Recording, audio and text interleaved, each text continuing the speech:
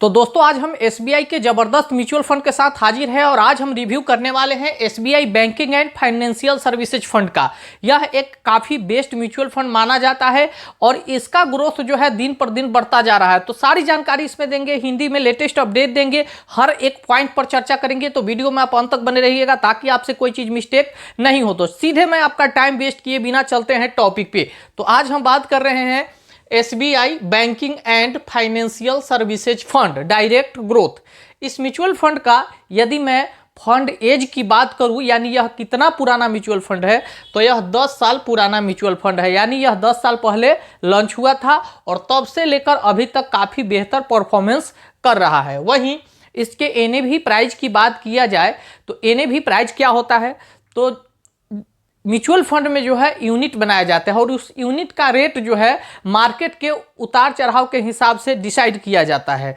तो इसका NAV price यानी एक यूनिट यदि आप इन्वेस्टमेंट करेंगे तो 50 रुपया 49 पैसा में अभी इसका एक यूनिट आपको मिल जाएगा। वहीं इसे इन्वेस्टर के तरफ से यानी जो लोग इसमें इन्वेस्ट किए हैं काफ़ी अच्छा खासा परफॉर्मेंस रहा है, उस आधार पर इसे 4 स्टार की रेटिंग दे चुके हैं। तो रेटिंग के भी मामला में काफ़ी अच्छा फंड है। रेटिंग का मतलब होता है कि जो फंड जितना बेहतर परफॉर्मेंस करता है उसके आधार पर उसको रेटिंग दिया जाता है। तो ओवरऑल रेटिंग जो है 4 स्टार की है।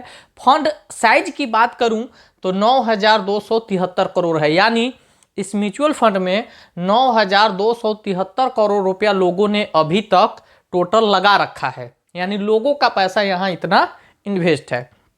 अब यदि कोई इसमें इन्वेस्टमेंट करना चाहे तो 2 तरीके से कर सकता है। पहला है एसआईपी और दूसरा है लमसम। तो एसआईपी क्या होता है, यानी सिस्टमेटिक इन्वेस्टमेंट प्लान। हर महीने के किसी डेट को आप अपने इच्छा के अनुसार उस डेट को चूज कीजिए और उस डेट में ऑटोमेटिक 500, 1000, 5000, 10,000 जितना मन करे उतना का आप एसआईपी कर दीजिए। उस डेट में ऑटोमेटिक जो है आपका पैसा वहां से कट जाएगा। तो यहाँ पर मिनिमम एसआईपी 500 रुपये से आप कर सकते हैं और मैक्सिमम आप जितना चाहें कर सकते हैं। अब बात करेंगे लमसम इन्वेस्टमेंट की। तो लमसम को वन टाइम इन्वेस्टमेंट भी बोला जाता है, यानी एक मुश्त एक बार लगा देना। तो वो क्यों को करते हैं, तो जिनके पास मोट पैसे हैं और उनको कुछ नॉलेज होनी चाहिए, क्योंकि अगर मार्केट ऊपर है और उस समय आप यदि पैसे लगा रहे हैं तो हो सकता है उसके बाद जब मार्केट गिरेगा तो आपको काफ़ी लॉस देखने को लग सकता है, लेकिन लॉन्ग टर्म में पैसा बनता ही है, इस नो डाउट, इसमें कहीं से कोई दिक्कत नहीं है। तो यहाँ पर जो है लमसम आप मात्र 5,000 रुपये से कर सकते हैं मिनिमम, मैक्सिमम आप जो चाहें कर सकते हैं। अच्छा, एक चीज़ मैं और बता दूं आगे बढ़ने से पहले कि यदि मैं जो यह वीडियो आपको दे रहा हूं यह सिर्फ एजुकेशन पर्पस से दे रहा हूं, मेरा कोई इसमें यह नहीं है कि हाँ पेड प्रमोशन वगैरह कि मैं इसका ये जो है प्रचार कर रहा हूं, तो ऐसा कुछ नहीं है। मैं सिर्फ एजुकेशन पर्पस से वीडियो दे रहा हूं। आप बिना किसी फाइनेंशियल एडवाइजर के सलाह लिए बिना इन्वेस्टमेंट नहीं कीजिएगा। वहीं अब इसके इंपॉर्टेंट होल्डिंग को बात करेंगे, यानी होल्डिंग्स।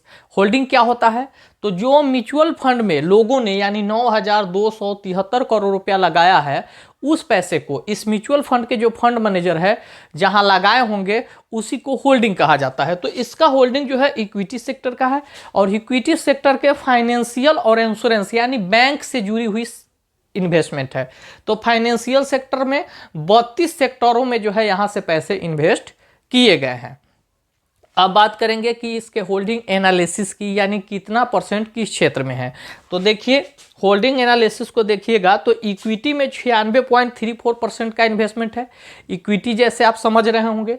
डेप्ट में 0.05% है। डेप्ट क्या होता है, जैसे ट्रेजरी, बॉन्ड, गोल्ड, इस सब को थोड़ा सेफ सेक्टर माना जाता है, तो वहाँ पर भी 0.05% का इन्वेस्टमेंट है और कैश रखा गया है यहाँ 3.61%। अब आपके मन में यह भी होगा कि कैश रखा क्यों गया है, तो कैश इसलिए रखा जाता है बेहतर इन्वेस्टमेंट अपॉर्चुनिटी को देखते हुए, यानी कंपनी के पास जब यह कैश पैसा रहेगा और बीच में उसको कोई अच्छा मौका मिला, अच्छा सेक्टर, अच्छी कंपनी मिली, अच्छी स्टॉक मिली जहां पर इन्वेस्ट करके बेहतर रिटर्निंग बनाया जा सकता है, तो वहां पर इस पैसे को इन्वेस्ट कर दिया जाता है और इन्वेस्ट करके बेहतर रिटर्निंग निकाला जाता है, ताकि जो इसके इन्वेस्टर है उनको अच्छा खासा रिटर्निंग मिले और इस म्यूचुअल फंड का ग्रोथ भी बना रहे। तो ग्रोथ भी किसी भी फंड का रिटर्निंग पे ही डिपेंडेंट होता है। तो इसलिए कैश रखा जाता है। दूसरा है कि यदि इस SBI म्यूचुअल फंड हाउस में कोई समस्या आ जाए तो फिर इस कैश से भी उसको मैनेजिंग किया जाता है। तो ये चीज़ आप समझ गए। अब बात करेंगे चार्जेज का, यानी आप यदि इस म्यूचुअल फंड में पैसे लगा रहे हैं तो फिर उसको चार्ज भी आपको कुछ ना कुछ देने पड़ेंगे, क्योंकि यहाँ पर जो है फंड मैनेजर होते हैं तो वो बिना फीस लिए जो है मैनेज करेंगे नहीं, तो कुछ ना कुछ चार्ज लिए जाते हैं। तो चलिए सीधे मैं टॉपिक पे देखता हूँ। तो यहाँ पर एक्सपेंस रेशियो, यानी किसी भी म्यूचुअल फंड का एक्सपेंस रेशियो 0.75% है इस म्यूचुअल फंड का। तो यहाँ पर आप इन्वेस्टमेंट करेंगे तो 0.75% आपको एक्सपेंस रेशियो देना पड़ेगा।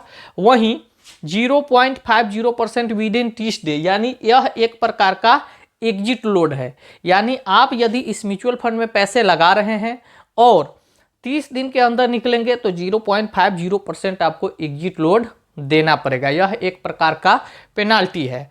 वहीं स्टैंप ड्यूटी जो है 0.005% है, जो डॉक्यूमेंट प्रोसेसिंग चार्ज होता है।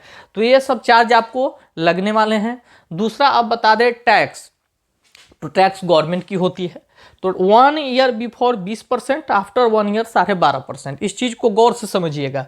यदि आप पैसे लगाएं और 1 साल के अंदर निकल रहे हैं तो आपको 20% टैक्स देना पड़ेगा। लेकिन यदि आफ्टर 1 ईयर, यानी लेकिन 1 साल के बाद यदि निकलते हैं, 1 साल के बाद कभी भी, तो मात्र 12.5% ही टैक्स आपको देना पड़ेगा। उसमें भी 1.25 लाख रुपए तक की छूट मिल जाती है एक फाइनेंशियल ईयर में। तो आप समझ सकते हैं कि काफ़ी बेनिफिट होने वाला है लॉन्ग टर्म में। तो मैं कहता हूं कि कभी भी यदि आप म्यूचुअल फंड में इन्वेस्ट कर रहे हैं तो लॉन्ग टर्म के लिए कीजिए, शॉर्ट टर्म के लिए नहीं कीजिए, नहीं तो आपको काफ़ी नुकसान देखने को मिल जाएंगे। तो लॉन्ग टर्म के लिए बने रहिएगा तो आपको कंपाउंडिंग का भी पावर देखने को मिल जाएगा, यानी पैसा पर पैसा बनता है म्यूचुअल फंड में। अब चलिए अब सबसे इंपॉर्टेंट पार्ट को बात कर लेते हैं रिटर्निंग का, यानी SBI banking and financial services fund क्या रिटर्निंग बनाकर दिया है। तो मैं इस म्यूचुअल फंड का 5 साल का रिटर्निंग देखूं तो 5 सालों में यह 19.22% का काफ़ी ज़बरदस्त रिटर्निंग बनाकर दिया है। वहीं इसके 3 सालों का रिटर्निंग देखूं तो 3 सालों में भी 21.08% का रिटर्निंग बनाकर दिया है। और इसके 1 साल का रिटर्निंग देखूँ तो 1 सालों में यह 22.62% का काफ़ी ज़बरदस्त रिटर्निंग बनाकर दिया है। तो ओवरऑल इसके रिटर्निंग भी काफ़ी बेस्ट रहे हैं। काफ़ी अच्छा फंड है, लेकिन मेरी तरफ से रिकमेंडेशन नहीं है, मैं सिर्फ एजुकेशन पर्पस से यह वीडियो दिया हूँ।